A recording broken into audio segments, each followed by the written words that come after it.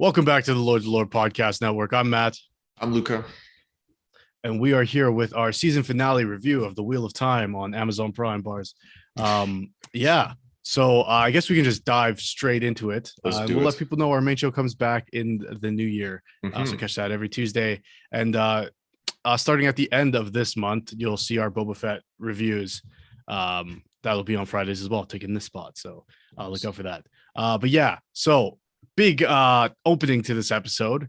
We get a flashback from 3,000 years. Awesome. I which loved was it. wild. And we finally get the payoff of that scene from the first episode where we pretty see much like the opening those scene. where we see like those dilapidated buildings and stuff.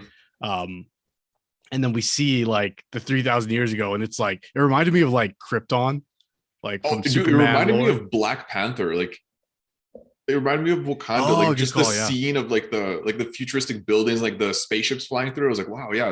Like immediately I thought of Black Panther. Yeah.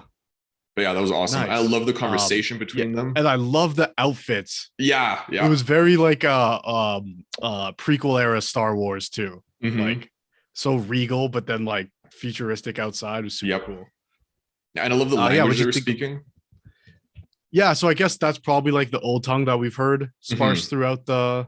Yeah, so that's pretty cool too. To get that like a full seed, like that's some commitment there. Yeah. But I loved it. And then we get the reveal that the Aes Sedai were once both men and women. Yes. And because of the choices of this man in this scene, that changes for whatever reason. So what do you think about this whole conversation and some of the tidbits dropped there? I liked it. I thought it was like a nice way to reveal things.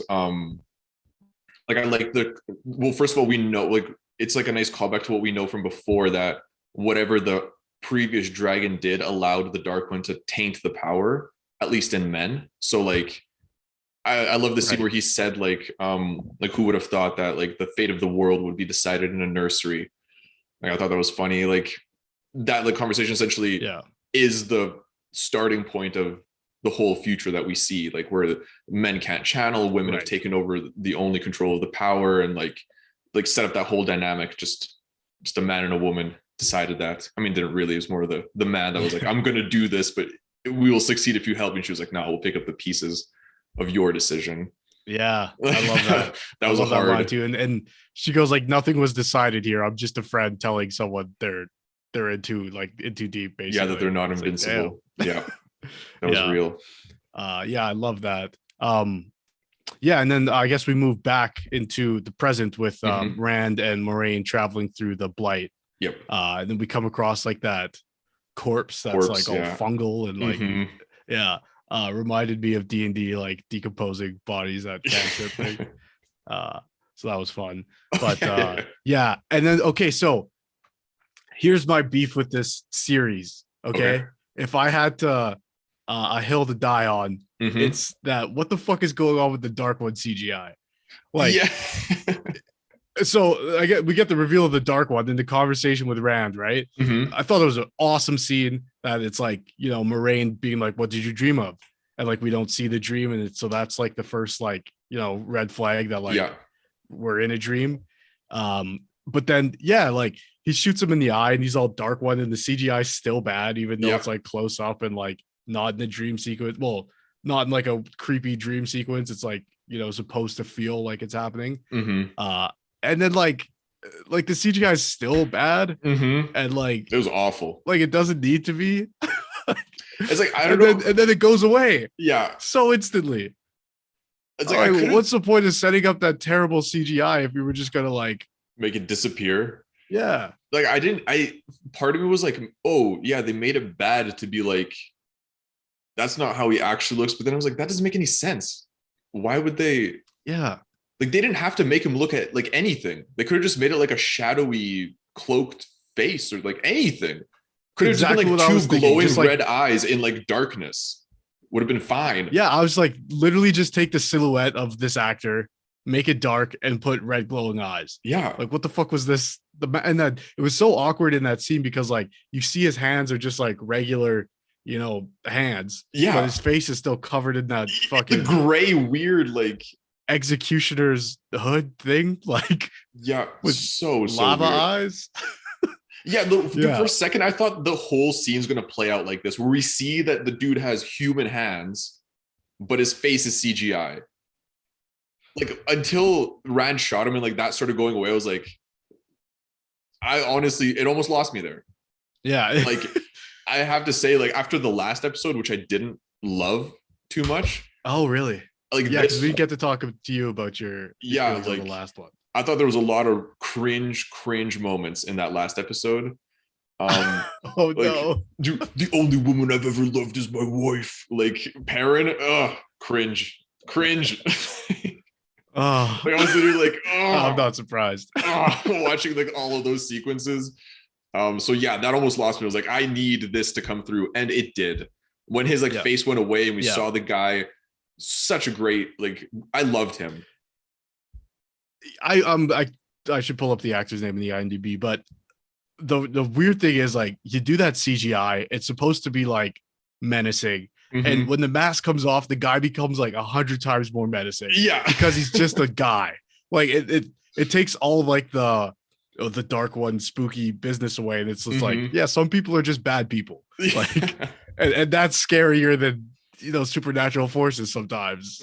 Some people just are corrupted by power. Just give him a human face, like giving him like real villains are scarier than make-believe villains. Like real people doing real evil things is so much more terrifying than like a CGI'd face that's like, oh, this is an evil being. Yeah, which like I think they know that, and that was the intended you know, reveal there. But like, then just make the CGI good, because then that point gets hammered home so much harder. Exactly. If like the CGI was super believable, it's like, damn, this guy's scary, and then it's gone and he's scarier. You're like, oh shit. Like, but it's sort of just like, this goofy motherfucker. Oh, he's just a guy. Okay. It was like some Scooby, you know, they pull the mask off the Scooby-Doo villain. Like, yeah, I don't know. Anyways, but the conversation itself I thought was really interesting. And like, he addresses him by the previous dragon's name. Yeah. Which I thought was really cool. And then, you know, the references like, you're bringing one Aes Sedai with you. Like, are you serious, man? Last time you came with like, what did you say, like 99? Yeah. And you still lost. Like, what are you thinking? And yeah, I guess there's some things, I guess we've said before, like, it feels like they're skimming over a lot of things that seem important. And they're just like, hey, convenient thing that we've never talked about. Here it is. And I felt that way with that, whatever that thing he's supposed to channeling into is called. Yeah, I forgot. It starts with an S. I forgot what it was called. That was just like, why has this never come up before? Yeah. Like, this seems like something that'd be pretty important to the story, seeing it's like the fucking MacGuffin here. Like, yeah, I don't know. That was weird. I thought that was sort of incongruent, but I thought so too. And like the way it was like, he asked her like, yo, what's your plan? And then she was like, this is my plan. Like, when are you going to tell him that if he didn't ask? I mean, that's just like a side thing. I always think of those kinds of things. Like, when was she going to be like, oh, by the way, here's like a super powerful magical object that 1,000 men created. Like, here's the one thing that actually gives us hope to winning this fight. After all that other stuff I was talking about before is irrelevant without this. So pretty important. But I did love in their conversation, like, there's and we've said this a lot about this show, there's a lot of moments where it's just like, oh, there was a really good scene from the book that you really wanted in here. And there's so many of those that, like, sometimes it feels like people are just talking in the show, like they're not doing things. But I really love the scene where she's like giving her sort of like backstory, and that like she was beaten by this other Aes Sedai until she, you know, grasps the one power out of, like, you know, survival instinct. Which I thought was cool, because Rand doesn't do that at the end of the episode. He learns how to channel from the Dark One and uses that against him. But it did hint forward to something that Egwene and Nynaeve do at the end of the episode, where they both sort of just go instinct and let the power sort of take over. So I like how, like, sometimes a show, like, you know, alludes to or like foreshadows something and then like switches it at the end. I think that's pretty cool. And like, so far what we've heard from the book readers in response to these videos is that there's a lot of things that don't get explained and don't need to get explained, because it's more about, you know, how the characters view those things, opposed to like it really being like a one connected thing, I guess. Right. What other things stuck out to you about this episode? Pacing was great.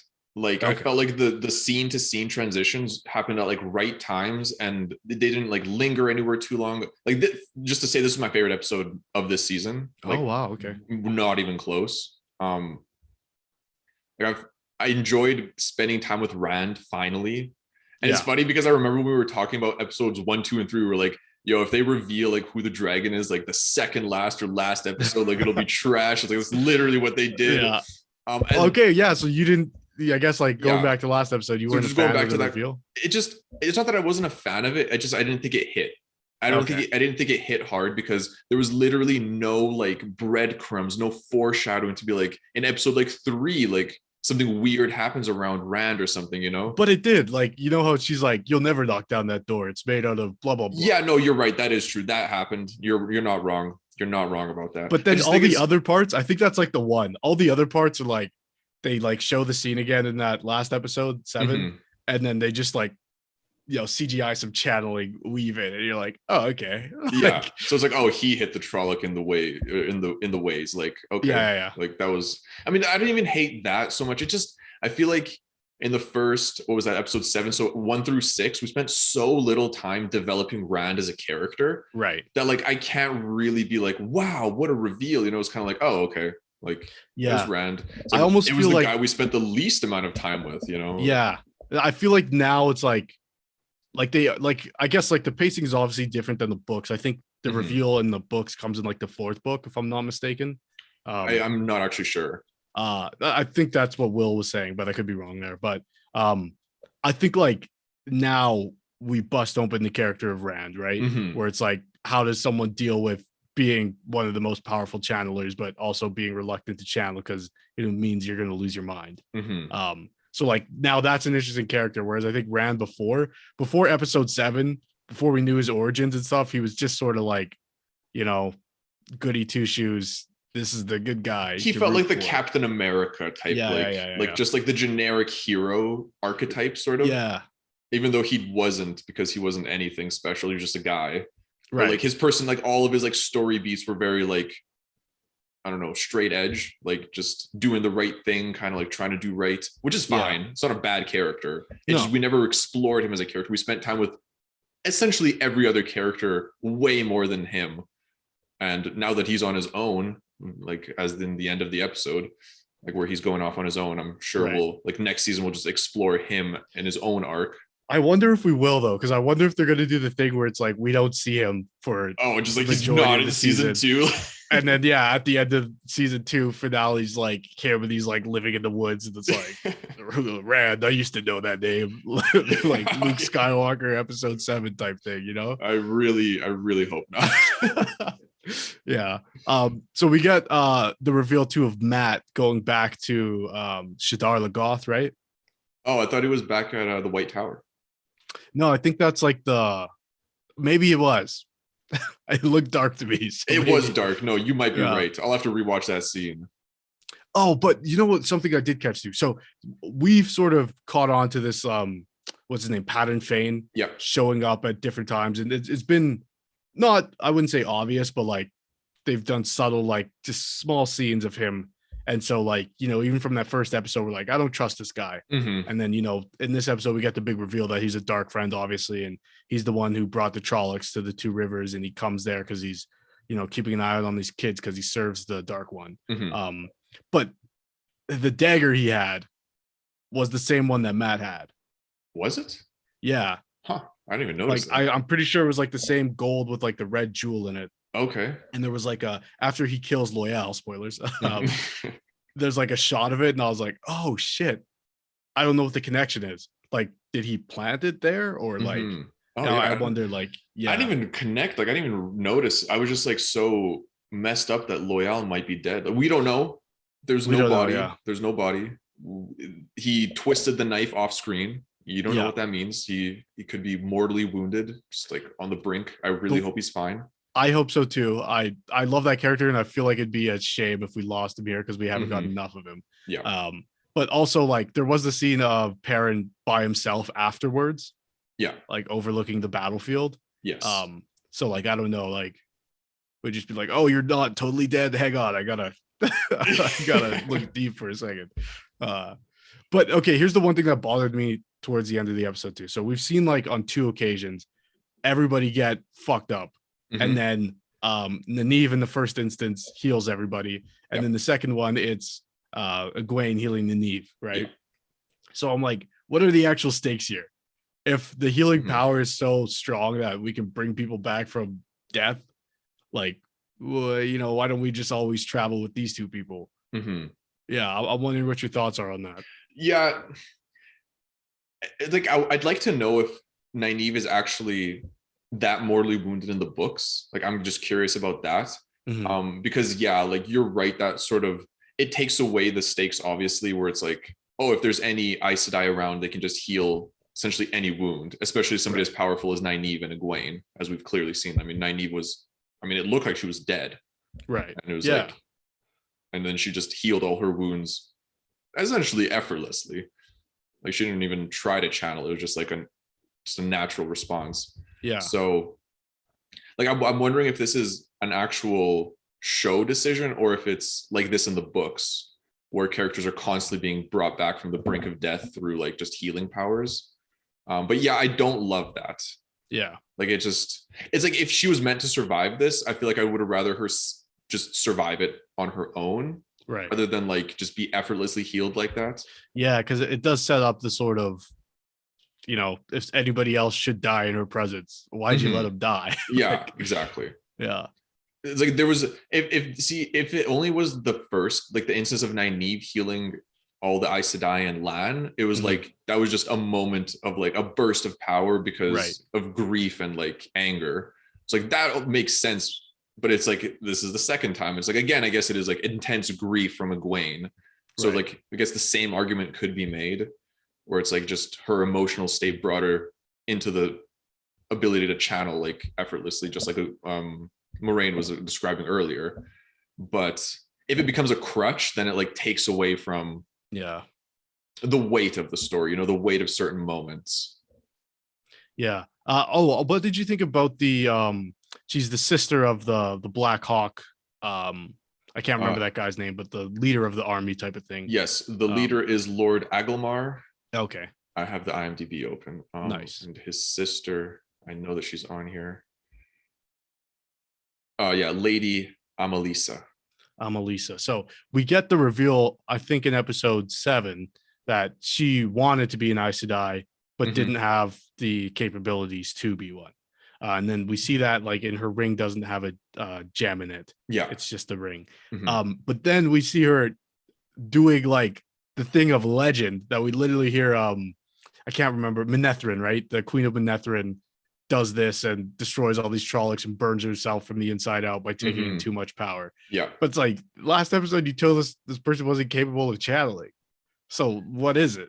I would have liked an explanation of like, if when all those women poured their power into her, that gave her the ability to channel and she's not able to do that herself. Like, but then also like, why not get somebody else to do it? Yeah, that was weird. Like, I think if anything, it was like the one thing that like supports the fact that she wasn't able to channel was the fact that she couldn't control that power. And it ended up completely burning the 2 other channelers who were there, which was a really cool scene. I liked that. It reminded me of Rage of Dragons. Yes. Yeah. No, yeah, you're completely right. Yeah. That is exactly like, that's how I picture pretty much a demon. I mean, no, it's not true. Picture demon death much worse than that. Yeah. I was like, no. I wonder how much of Wheel of Time inspired that magic system in the burning. Yeah, true. Like, I wonder if he's read it. We should ask him. Yeah, shit. No, yeah, that was interesting. But yeah, so just the scene that she couldn't control the power was like maybe a hint at, because it was like, it wasn't like she just did like a wild wave of energy. Like, she just brought in all that power, then like released it. Yeah, it looked like she was like channeling like a storm, and then and I think the moment where she was like the moment where she was full of the power and she was like saying like she can feel every, like she can feel the world and like every stone and every leaf and all that. Like, I don't know if she said leaf, but she could like feel the whole world. And it was like, it sort of made me think that there's so much power in her that she just like it just like instinctual. Like she like pushes her hand forward and like power will go that way. It's just like that much power that it just, that you can't even do wrong with it, essentially. Like anything you try to do will just work because you have that much power in you. Kind of like how while the Dark One was talking to Rand, he was like, you can remake the world. Like it's effort, like it's easier than you think. Like just like look at this child and like want her so badly that she just is, you know? Oh, okay. So you feel more like less like it's like elemental magic channeling and more just like you're literally pulling on the fabric of the universe. So yeah, that's how it felt to me. Like that amount of power just makes it like, it just, you think it and it happens. Like it's that easy with that much power. Whereas like maybe being an Aes Sedai is like, if you're controlling so much less power, you need the actual skill and like understanding to manipulate it. Oh, I see. When it's like so much, because all she did was like called lightning, you know, just like she has the power of 5 extremely powerful women next to her, and she just like says like thinks lightning and it just happens. Okay. That's how I sort of felt about it. That makes me feel better about it, because it's like maybe part of becoming an Aes Sedai is being able to control the power, not so much as call on it, but you know, if you can't control it, you're pretty useless, because you know, you get one and you're done type of thing. And I did sort of like the relationship between Agomar and Amalisa, right? That, you know, they have that conversation about like, remember putting on father's armor and his father's armor and blah blah blah blah blah. I thought that scene was really cool. The one thing I didn't like, I was a little bit confused by like the generals bringing the pickaxes in. Like there was no explanation to that. We've never heard of that horn before. It was sort of random. It was a little random. I love Perrin as a character. I think he's a pretty interesting character. I like that power we've had hints at. I felt like a little bit in this episode, there was a little bit of overacting when he's like, "Whoa, the way of the leaf," and it's like, man, like I don't know, it just like he didn't have a lot. There's just him and Loyal, right? So it just felt like, you know, and then Loyal's so chill that it's just like, I don't know, it was a weird energy. I completely agree, and that's the cringe parts of the episode 7, like. It just that slight bit of overacting, even from Rand in that like exchange. And like for me, that's more like these are all fresh actors. Like they chose actors who aren't experienced so that we don't associate them with other work. So I feel like there's a bit of room to forgive these kinds of like moments. Oh, for sure. And like I feel like when he talks, like a lot of the time his voice is like sort of forcefully lowered. Like a lot of the time when he talks, it kind of sounds like he's trying to like growl a bit. I wonder if that's a director.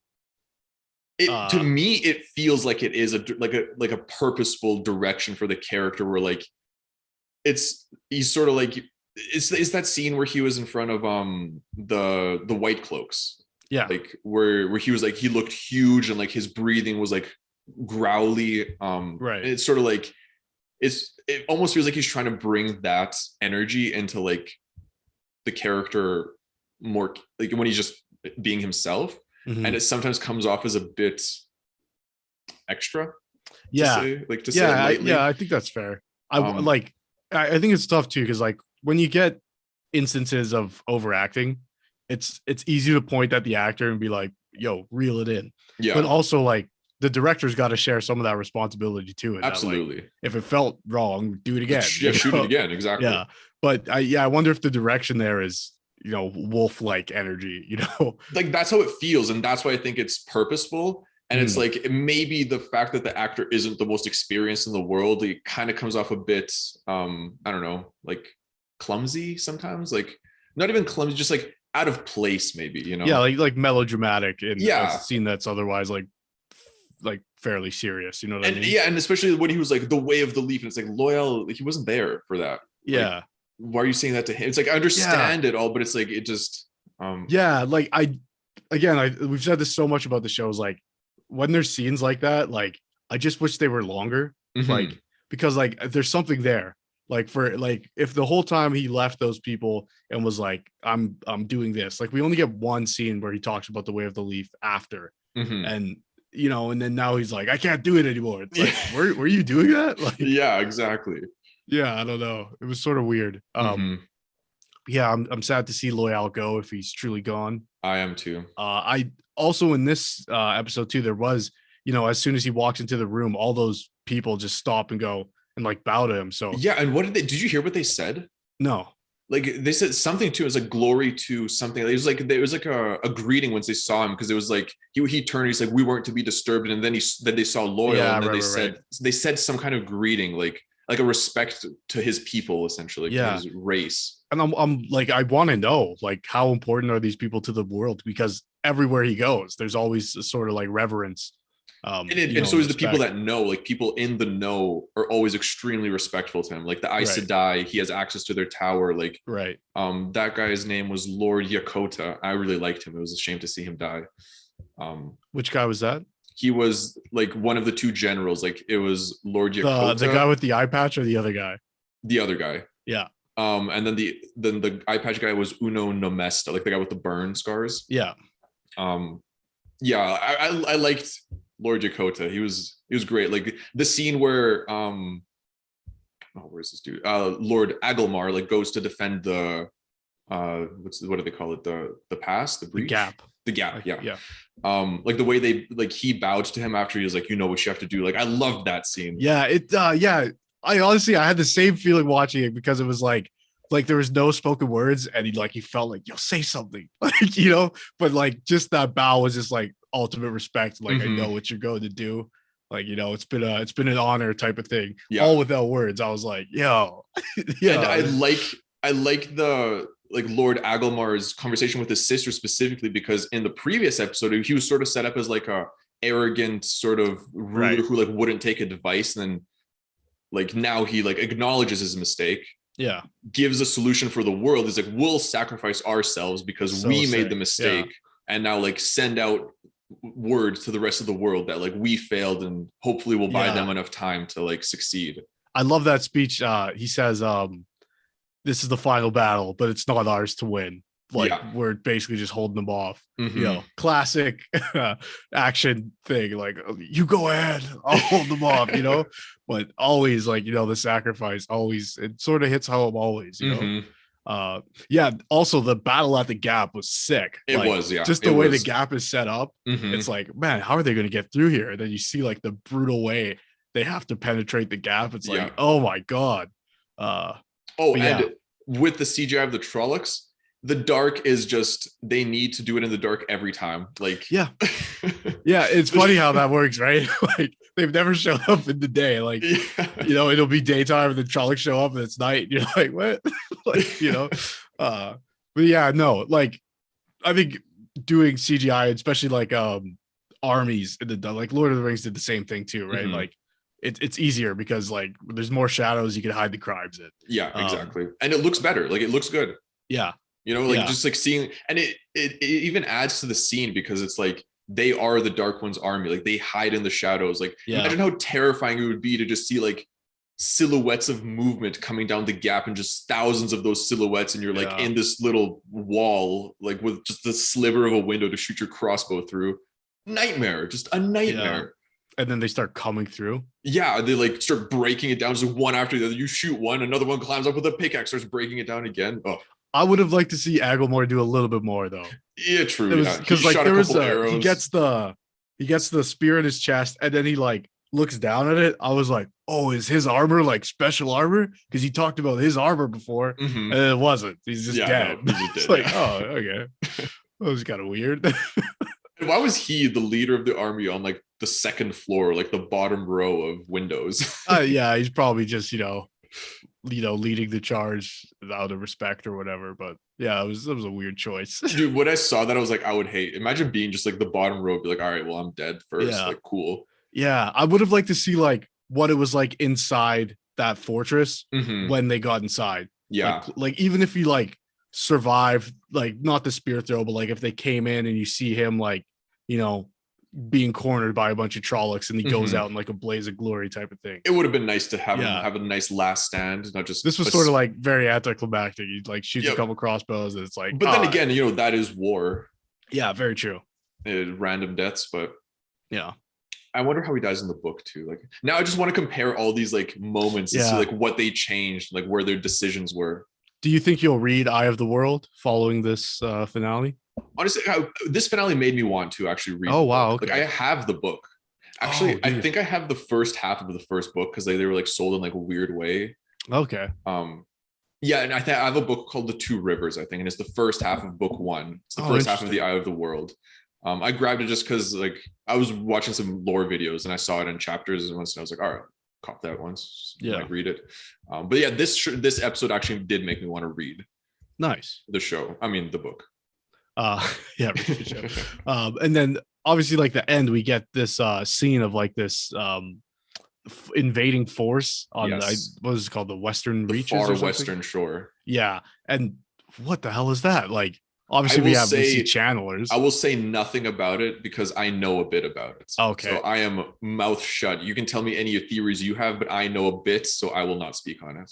Okay, my theory is because like you've brought this up before that Wheel of Time is heavily inspired by Lord of the Rings. I was like, oh, this is the Easterlings equivalent. Yeah. And so that's my only theory moving forward. But they were women and they were channeling. So I don't know what, I would assume most women who are channeling might be against the Dark One, but maybe that's only the Aes Sedai. So not sure. I also wanted to talk about Moraine. So we see her get gentled. Yeah. And just like the power the Dark One commands. So casually. Yeah. Very, very cool. And like Moraine's been built up as such a powerful channeler. To see her be like, just like made irrelevant instantly was devastating. And you see like obviously the reaction when Lan finds her later is like, it's terrible. Like, she's like an empty shell. Yeah. And he's like, activate the bond again. And she's like, I can't. And just to see like that grief hit her. And I couldn't help but thinking like, when she goes back to the White Tower, Liandrin's going to be such a jerk about this. Like, I just don't want to see that scene. It's going to hurt. You're completely right.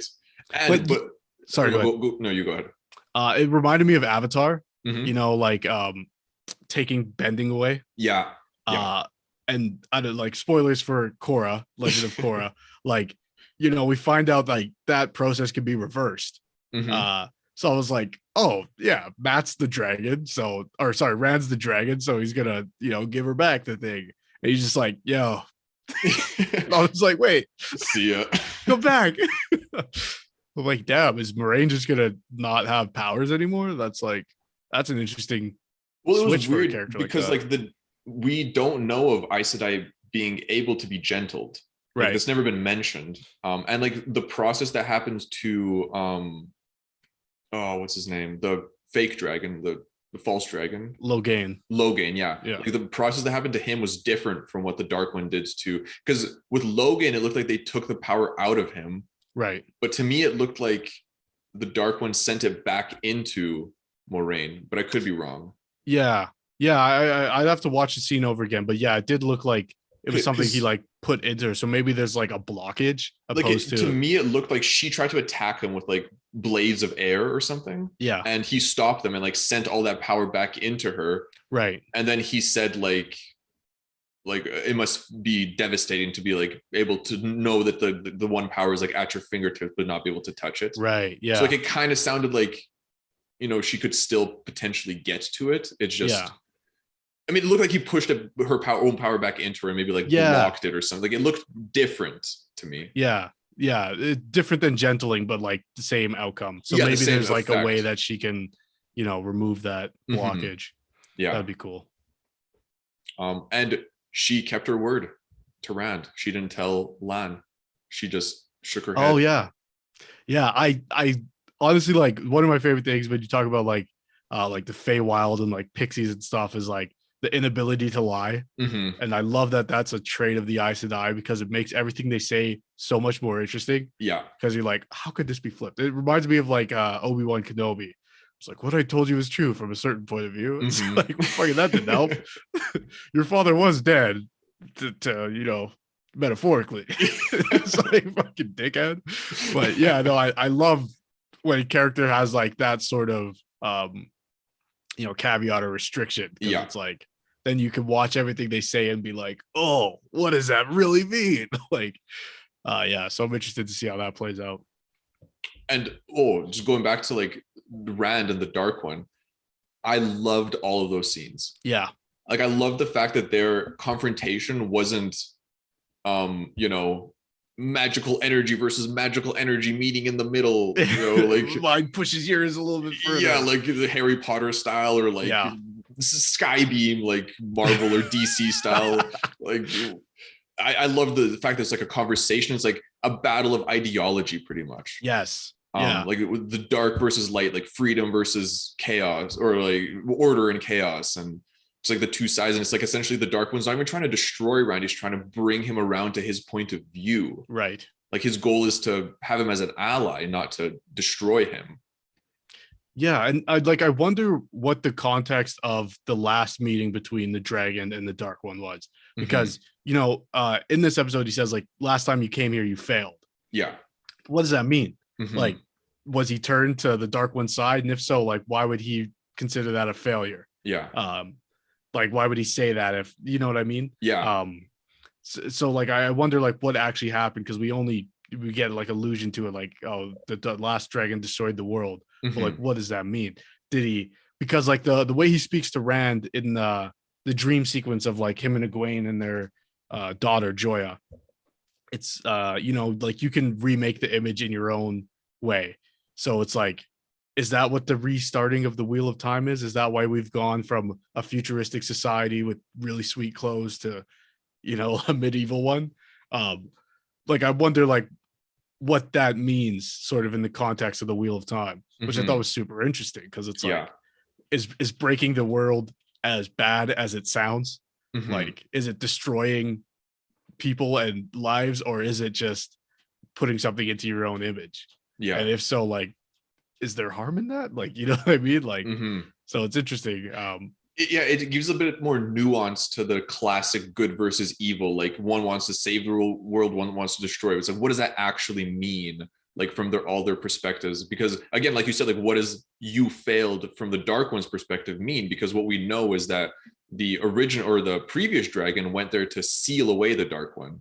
Right. So he has no influence on the world. And clearly that didn't work, right? Because he's back. And the male side of the one power is tainted. So like, what was the because we see that the previous dragon was there, like Rand sees him there, right? Or he sees his previous life there, like he knows that he was there before and that he had a confrontation with the Dark One there, but then like beyond that we know nothing. Yeah. Or like, is it sort of like he tried to remake the world in the image he wanted but failed somehow? Possibly. And, you know what I mean? So like, yeah, I love that question sort of coming up, because it's like, it's not just about the present anymore. Like I want to know what happened. Yeah. And like why this cycle is like, why it is like the Wheel of Time, like why it has to repeat or doesn't. And another thing for me is like, so there's the dark one, then like what is the opposite force of the dark? Is there like a light one, or is it just like just the one power is his opposite? You know, like we're constantly talking about balance, right? And like he seems to be like an entity outside of time itself. Like he's talking about like he says like in this cycle, like every cycle brings new information. He says something along those lines, like every cycle brings something new. Where he says like Rand doesn't know like his own father and stuff like that, like where he's like finding things out about Rand. Yeah, like he knows that. Yeah, and he like, so he says things where it's like he clearly, he's like omniscient essentially. Like he knows Rand's father, he knows who the man who raised him was, like Tam, like he names him directly. So it's like, is he actually omniscient? Is like the dark friends that are constantly giving him information? Oh yeah, could be. Like just what is like, it just like this just elevated everything for me, you know, like the Dark One went from just garbage CGI, like generic villain, to like an actually complicated, interesting character with like unknown motivations. It's almost like don't get me wrong, I fucking love Lord of the Rings, but Sauron to me is a very one-note villain. Yeah, like absolutely. He's the evil guy who used to be good but turned evil, and like, you know, we don't ever get a glimpse of him really. Yeah. And so like I feel like the Dark One felt that way 7 episodes through the series until this episode where it's like, oh, like there is nuance there is like, you know, a character there. It's not just a antagonistic force, which I think is like awesome, because we often don't get that. It's like you say, it's beam in the sky, fucking, you know, evil guy. I wonder, some characters have said like before they die, I think I forget the guy's name, the general said let the mother's touch bring you to the next life or whatever, something along those lines. I can't remember the exact quote, but there's reference to the mother and like the light.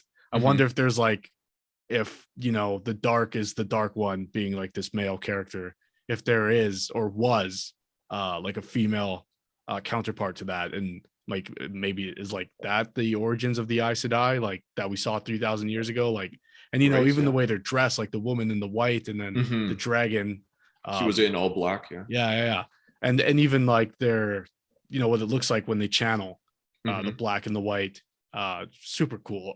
Like, I mean, Rand was channeling both. Right. Yeah. So I wonder if the dragon is the only one who could do that. And that's why they have the significance they have. Type of Possibly, thing. yeah. But, because we know, like I said, did they say they don't even know what it looks like, a male weave? Yeah. Women can't see the male's weave. And I don't know. I don't think the opposite is true because they've seen her channel, right? Yeah.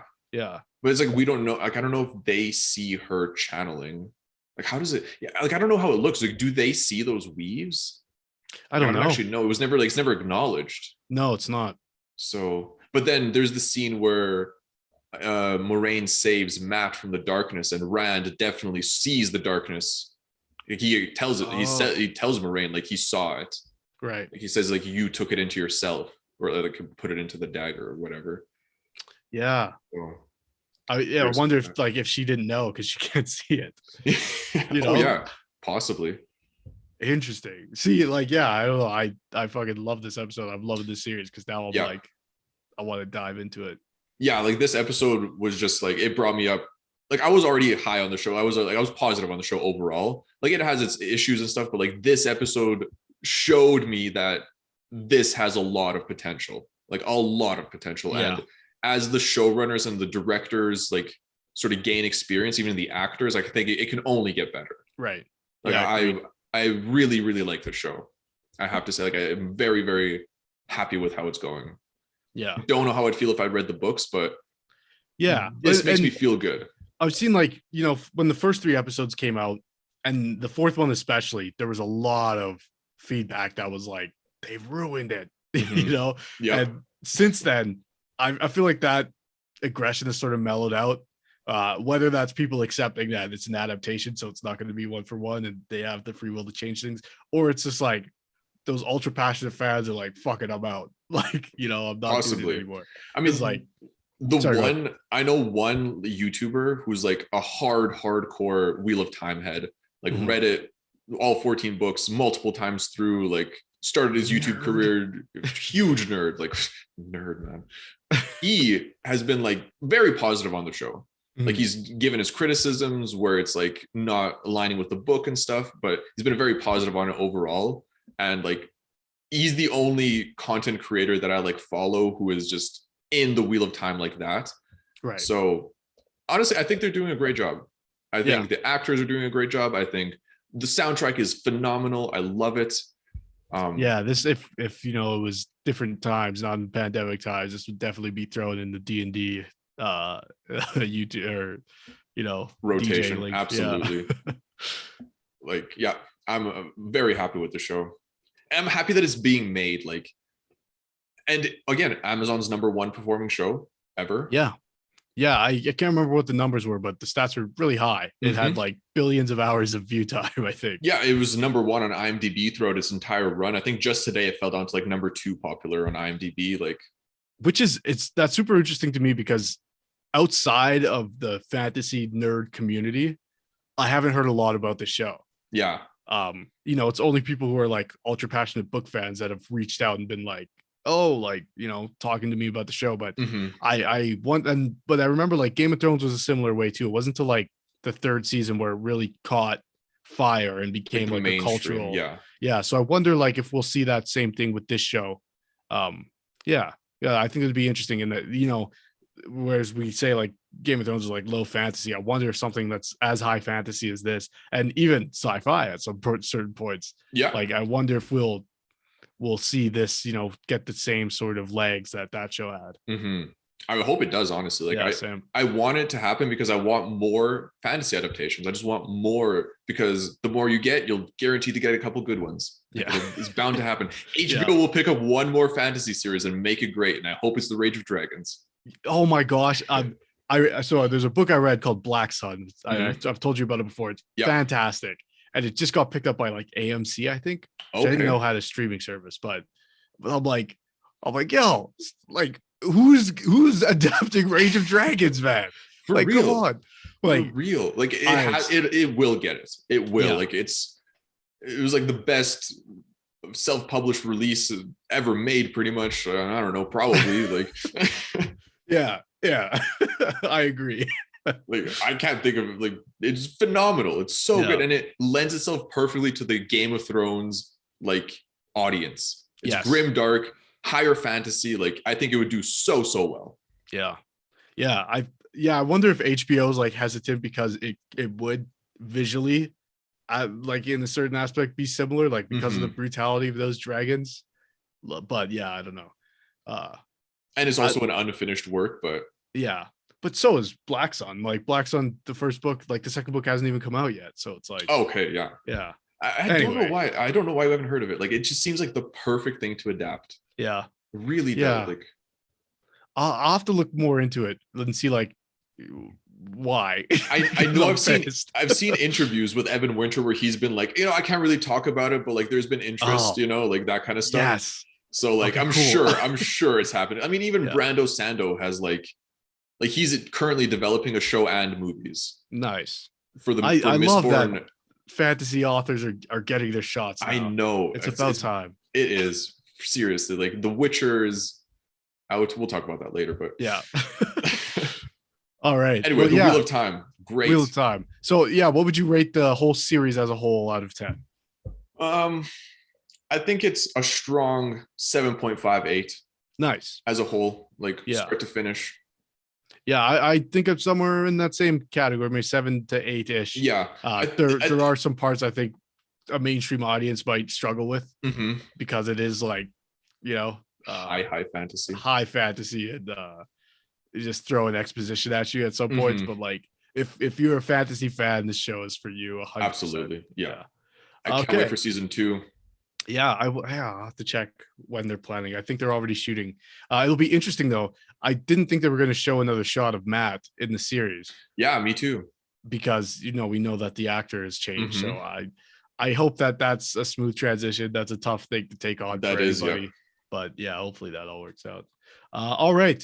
Like I said earlier, you can catch us every Tuesday with our main show. Look forward to that in the new year. And coming up in this Friday spot, you can see some reviews of the Book of Boba Fett with me and Talib. So look for those things. As always, I'm Matt. I'm Luca. And we are the Lords of Lore.